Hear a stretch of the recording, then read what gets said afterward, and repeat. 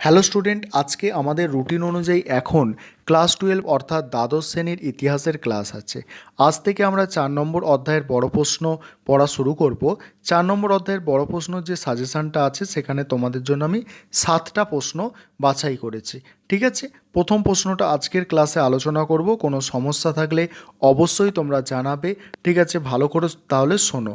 কি প্রশ্নটা দেখে নাও। ভারতের সমাজ সংস্কারক হিসাবে রামমোহন রায়ের অবদান সম্পর্কে আলোচনা করো। প্রথমে কি লিখবে? ইতালির রেনেসাঁস। রেনেসাঁস কথার অর্থ তোমরা জানো, নবজাগরণ। অর্থাৎ ইতালির নবজাগরণের ক্ষেত্রে পেত্রাক ও বোকাচ্চিও যেমন ছিলেন তেমনি রাজা রামমোহন রায় ছিলেন ভারতীয় নবজাগরণের অগ্রদূত, যার জন্য তাকে ভারতের প্রথম আধুনিক মানুষ বলা হয়ে থাকে। তাই রবীন্দ্রনাথ ঠাকুর তাকে ভারত প্রতীক এবং অধ্যাপক দিলীপ কুমার বিশ্বাস তাকে বিশ্ব প্রতীক বলে অভিহিত করেছেন। রবীন্দ্রনাথ ভারত প্রতীক আর কে দিলীপ কুমার বলেছেন কি বিশ্ব প্রতীক বলে অভিহিত করেছেন। তিনি বিশ্বাস করতেন পাশ্চাত্য সভ্যতা সংস্কৃতির মধ্যেই রয়েছে দেখো, পাশ্চাত্য সভ্যতা সংস্কৃতির মধ্যেই রয়েছে জরাজীর্ণ ভারতীয় সমাজের মুক্তি। ভারতীয় সমাজ জীবনে রামমোহনের অবদানগুলি নিম্নে আলোচিত হলো। ভালো করে শোনো রামমোহনের অবদানগুলো। প্রথম পয়েন্ট তোমরা লিখবে ধর্মীয় সংস্কার। এখানে কি লিখবে তোমরা?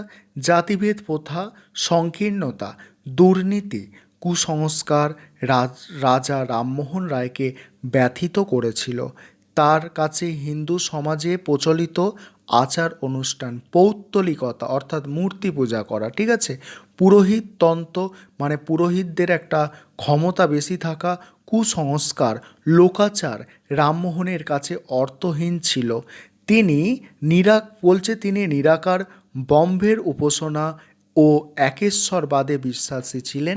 তিনি মনে করতেন একেশ্বরবাদে বিশ্বাসী অর্থাৎ তিনি মনে করতেন ঈশ্বর একটাই। ঠিক আছে, তারপরে দেখো কি বলা হচ্ছে, তিনি খ্রিস্ট ধর্মের কুসংস্কারগুলিকেও সমালোচনা করতে ছাড়েনি। 1803 সালে বহু দেবতাবাদের বিরুদ্ধে এক ঈশ্বরবাদের সমর্থনে ফার্সি ভাষায় তুহাফত, দেখো বইটার নাম দেখো, তুহাফত উনমুয়াহেদ্দিন, এই স্পেলিংটা খুব ভালো করে লিখবে, তুহাফত উনমুয়াহেদ্দিন নামক একটি পুস্তক প্রকাশ করেন। তারপরে কি বলা হচ্ছে, প্যারা চেঞ্জ করে লিখবে। কি লিখবে দেখো, বাংলা ভাষায়, এবারে বাংলা ভাষায় দেখো, বাংলা ভাষায় বেদান্ত ভাষ্য রচনা করেন এবং কেন, বাট, মান্ডুক্য ও মণ্ডুক এই 5টি প্রধান উপনিষদের বাংলা অনুবাদ প্রকাশ করেন। নিজ ধর্ম ভাবনা সম্পর্কে আলোচনার উদ্দেশ্যে 1815 সালে আত্মীয় সভা এবং 1828 সালে ব্রাহ্মসভা প্রতিষ্ঠা করেন, যেখানে জাতি ধর্ম নির্বিশেষে সকলে উপাসনায় যোগ দিতে পারত। তারপরে কি বলা হচ্ছে দেখো, পরের পয়েন্টটা দেখো, সমাজ সংস্কারক হিসাবে ভূমিকাটা দেখে নাও। সমাজ সংস্কারক হিসাবে রাজা রামমোহন রায় ছিলেন নিরলস সংগ্রামী, মানে অনবরত সংগ্রাম করে যেতেন। তিনি প্রথম উপলব্ধি করেছিলেন সমাজের কুসংস্কার দূর না হলে জাতি গঠন হবে না। হিন্দু নির্যাতিত নারী জাতির নারী জাতির মুক্তির কথাই তিনি প্রথম ভেবেছিলেন। মুক্তির কথা এই রামমোহনই প্রথম ভেবেছিলেন। তারপরে দেখো, নারীদের বঞ্চিত করা, বহুবিবাহ প্রভৃতির বিরুদ্ধে তিনি জনমত সংগঠিত করেন।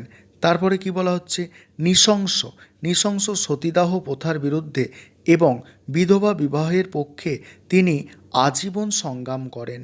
তার সহযোগিতায় 1829 সালে লর্ড উইলিয়াম বেন্টিং আইন পাস করে সতীদাহ প্রথা নিষিদ্ধ করেন। কৌলিন্য প্রথা মানে বলেছি তোমাদের মূর্তি পূজা, কৌলিন্য প্রথা ও গঙ্গায় সন্তান বিসর্জনের বিরুদ্ধে অভিযোগে সবর হয় তিনি।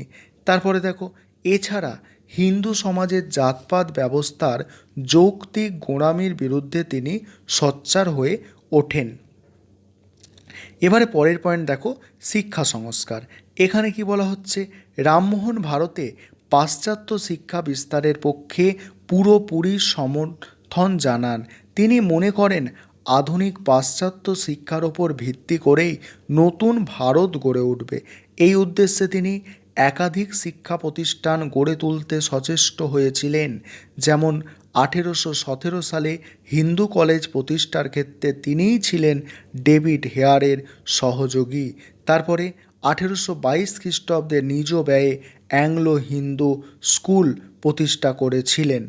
তারপরে কি আছে দেখো, শুধু তাই নয়, 1826 খ্রিস্টাব্দে রামমোহন প্রতিষ্ঠিত বেদান্ত কলেজ পাশ্চাত্য সমাজ বিজ্ঞান ও পদার্থবিদ্যার শিক্ষা দেয়া হতো।